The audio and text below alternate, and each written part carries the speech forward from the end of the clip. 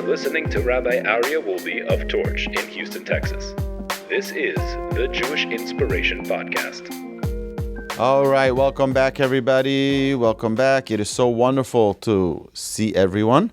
It's so wonderful to be back here after Yom Kippur. You know, Yom Kippur is such an incredibly holy day. It's called Yom HaKadosh. We have already an episode about this, talking about Yom Kippur being called the Yom HaKadosh, means the holy day. Why is it called the holy day? Because it's the day that Hashem desires us to come closer to Him. And us getting close to Hashem is so holy, it is so special. Hashem loves when we come back to Him. And it's funny, but if you look, and not funny, it's amazing that if you look at the prayer, we're asking Hashem time and again, please forgive us for the things. And now, something that really stood out to me this year is that when we say Avinu Malkeinu, when we say Al Chet, the first Al Chet that we say is Be'ones u beratzon, which to me is like such an incredible dichotomy, because ones means by mistake, beratzon means by desire. So which one is it? What are we saying? Al Chet, for the sins that we did with desire, meaning we wanted to do those sins, and then be'ones, the things that we did by mistake. And why are they combined together? They should be two separate ones. But our sages, in their incredible genius, combined those two to teach us an amazing lesson. Is that when you desire to do something wrong, it really is by mistake. It really is, you really don't desire. It's right now you're overwhelmed with temptation. So if you look at the incredible prayer of Tefillah Zaka, right at the beginning of Yom Kippur, there's a special prayer. Even before Kol Nidre, there's a special prayer that we recite. You can read it in English in the Art Scroll. They have a magnificent prayer that our sages composed for us. And that prayer goes as follows. It's a very long prayer, but it's such a beautiful prayer. It's almost impossible to read this prayer without crying. Because what he says is, Hashem, you created us. You gave us hands, you gave us legs, you gave us a mind, you gave us eyes, you gave us a mouth, you gave us ears. You gave us all of our functioning body, but you also gave us a Yetzer Hara. And what can we do? That Yetzer Hara caused us to do things that we really didn't want to do. That Yetzer Hara brought us to a place that we kind of shouldn't be at. So Hashem, please forgive us. And that's the gist of it. But what he says, an amazing thing in part of the prayer, he says we really deeply within our consciousness, we never ever wanted to do that. We never wanted to, but we have these two paradoxical powers that are fighting for our attention. Our physical, the lower one, and our spiritual, the higher one. And they're constantly in a struggle. And sometimes we lost out to it. So when we say Al Chet Shechatanu, for the sin that we have sinned with desire, with intention, be'ones, by mistake, u beratzon, but with desire. Our sages tell us, really what's going on here is that we didn't want to sin. We didn't want to fall to our Yetzer Hara. But we did, by mistake. So therefore they're combined. You know, our sages of blessed memory, at the end of Yom Kippur, would dance and dance and dance. Why? Because their sins were forgiven. How do we know if our sins are forgiven? How do we know? How do we know if God said, okay, you know what, David, forgiven? How do we know? Maybe not. Maybe Hashem decided that He's not going to forego us. Well, our sages tell us, Vayomer Hashem salachti kidvarecha. I forgive you because you asked. I forgive you because you requested. You requested to be forgiven, I forgive. It's enough. It's not like that friend that you ask for forgiveness. They're like, oh, now you're coming to ask forgiveness. And they have all of these preconditions to forgiving us. No, when it comes to the Almighty, if you just come and ask, you already are forgiven. And that's the gift of Yom Kippur. Yom Kippur is such a powerful time. It's such a time. And then we come the days after Yom Kippur. By the way, these really today already should be the holiday of Sukkot. Our sages tell us there are these few days for a week like this where we have Yom Kippur on Thursday, and then we have Friday, so we have to get ready for Shabbos. Then we have Sunday. That's the only time we really can get prepared for Sukkot. But really, Sukkot should come right at the heels of Yom Kippur. Why? Because Sukkot really, it's like they call the middle part of the United States. Some people arrogantly from Washington call it flyover country. It's like only the coasts count, and everything in the middle is flyover country. That's what they call it. Derogatorily, they call it flyover country. But the truth is, many people, I remember there was one of the rabbis in our community wrote an article, sadly, very, very sadly, in the Jewish Herald Voice in Houston, here, our local Jewish paper. And he said that Sukkot is sort of the forgotten holiday, which is devastating, because at first it's not true. Maybe in his congregation it is. But it's not flyover country. It's not like, oh, Rosh Hashanah, Yom Kippur, and then we just like Sukkot is just like an ancillary. It's just an extra add-on. And it's not true. Sukkot is the demonstration of, or the exemplification of our Rosh Hashanah and Yom Kippur. Rosh Hashanah, we say, Hashem, give us a new year because we're going to change. But we have an accounting of the past. And we'll clean that up before Yom Kippur. And we clean it up. Yom Kippur is about the past. So now we're starting anew. We're starting a fresh start. What happens? We leave our homes. We start fresh. We bring unity together. We take all the 4 different species that exemplify the 4 different types of Jews. We bring them all together. We're showing unity. The unity that was demonstrated on Sukkot is the unity that was never seen before.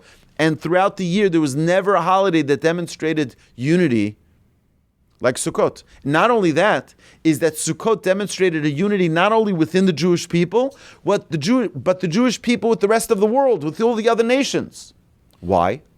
Because there were 70 offerings that were brought throughout the holiday of Sukkot for each of the 70 nations. For each of the 70 nations. So that the nations, if they sinned, our sages tell us, is because the Jewish people didn't do their job teaching the world. Our job is to teach the world what it means to be a servant of God.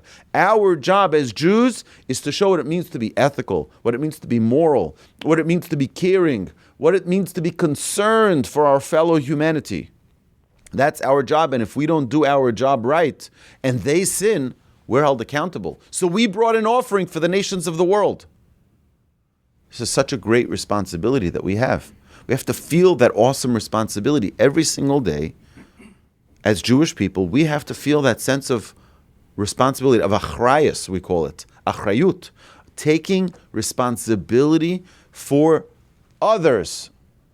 It's an amazing thing. That's why, typically someone has a court case, they're terrified, right? I don't know what the jury is going to decide. But Jewish people, when we have court cases, we're happy. See, Jewish people, they're smiling. They're going Yom Kippur. We're wearing white clothes to show that we're clean of sin, that we're asking for atonement, we're asking for forgiveness. So clothes are white. But there's great joy. I'll tell you something really special. In the middle of the night of Yom Kippur, my Hatzalah radio, gets a call at 1 a.m. I jump out of bed and I go I was out of the house for almost 2 hours. I had to take someone to the hospital, someone who was not well. So, on Yom Kippur, but that's the mitzvah of Yom Kippur. So let me tell you what happened, is that the call that came, it was for an individual, and his wife was very concerned. So his wife said, I'm going to go with him to the hospital in the ambulance. I said, okay, but who's going to be with the kids? So she said, I'm going to try to knock on my neighbor's door. Maybe my neighbor can watch over the kids or something like that. But it's 1 o'clock in the morning, 1:30 in the morning. Most people are not waiting by their door to hear a knock. So they tried, they knocked on the door, one neighbor, another neighbor, nobody's answering their door. Which is just to show the beauty of a community, that you could knock on your neighbor's door to ask. They're friends with all their neighbors, and the neighbor would happily come over. I said, you know what? Never mind. I'll go to my house, I'll wake up my daughter, and she'll come happily to be the babysitter. My daughter is responsible, almost 18 years old. I will go and I will do that. She tried the neighbors didn't answer, so I go home, and my daughter, without even blinking an eye, she wakes up, she's like, okay, no problem. She goes and she babysits the kids till 9:30 in the morning. 9:30, she brings the kids to one of their family friends that was going to watch the kids. And something that I told my daughter is really incredible. My grandfather, when he was in yeshiva in Poland, in the Mir, had a very incredible experience. Right before, what's the pinnacle of Yom Kippur? Musaf. We're going to talk about the offerings that were brought in the temple on Yom Kippur. We're going to talk about how the Kohen went in to the Holy of Holies. One time a year that the Kohen went into the Holy of Holies with a string wrapped around his ankle. Because if he died, if he had one non-pure thought, boom, he'd die. And the people were waiting to see, did he make it out alive? Did he make it out alive? It's such an incredible point of Yom Kippur. So my grandfather's in yeshiva, and they're right at the beginning of Yom Kippur Musaf prayer, the afternoon prayer. And one of the students, the elder students of the yeshiva, comes to my grandfather and says, where is so-and-so? So my grandfather says, I heard he wasn't feeling well. So he says, so did you visit him yet? He says, visit him now? We're about to pray the Musaf prayer. What do you mean visit him now? So the student says to my grandfather, it's the mitzvah of the day. The mitzvah of the day. My grandfather's like, what? Okay, my grandfather goes. He says, okay, I was just taught. It's the mitzvah of the day, I'm going to go. He goes to the bedside of this individual, and who else is there visiting him? All of the lions of the yeshiva, the greatest, righteous, holiest students. And we're talking about, my grandfather said, Reb Leib Malin, you're talking about Torah giants. We're sitting at the bedside of this individual. When? At the most important time of Yom Kippur. Because Yom Kippur doesn't mean be selfish. It means be selfless. Demonstrate what it means to be selfless. Demonstrate what it means, to lose the night of sleep. My daughter came home that morning. I came home in the middle of davening to check up on her. And she was in bed. I said to her, is everything okay? She said, well, the baby that I was babysitting, 4 children were at that house. The baby was up till 7:30 in the morning. So she said, I didn't sleep. She said 7:30, I finally went to sleep.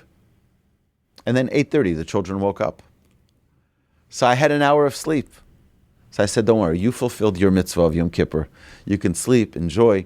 And she said, but I already daven in the morning prayer. I already daven Shachris. Right? But to me, I was amazed. Because that is the essence of Yom Kippur. And the day after Yom Kippur is a day of total joy. It's a day where we should feel like we lost 1 million pounds. Not of money, not European pounds or, British pounds. We're talking about weight pounds. We lost the weight of our sins. We lost the weight of all of that. Hashem forgives us. We ask for forgiveness. Hashem gives us forgiveness. Because we demonstrate. We're not going to be selfish. We're going to be selfless. We're going to, sit in my seat. It's fine. It's I know it's reserved seat. I've been sitting here for years. It's fine. Just sit. It's fine. Selfless.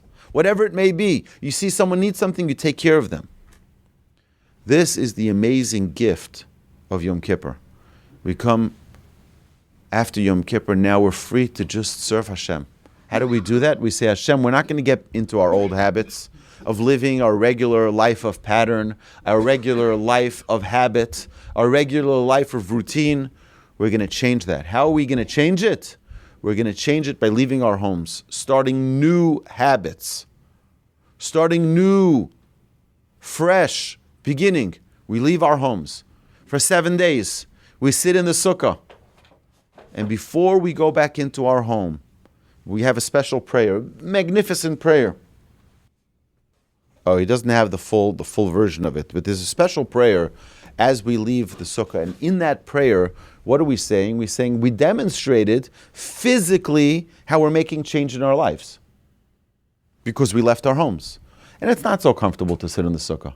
We don't exactly sit in the lap of luxury in our sukkah, especially not in Houston, where it could be a hazy, hot and humid 90 degrees in our sukkah, and we're like a little schwitzing, and it's a little bit uncomfortable. That's part of us getting uncomfortable and not getting comfortable in our homes.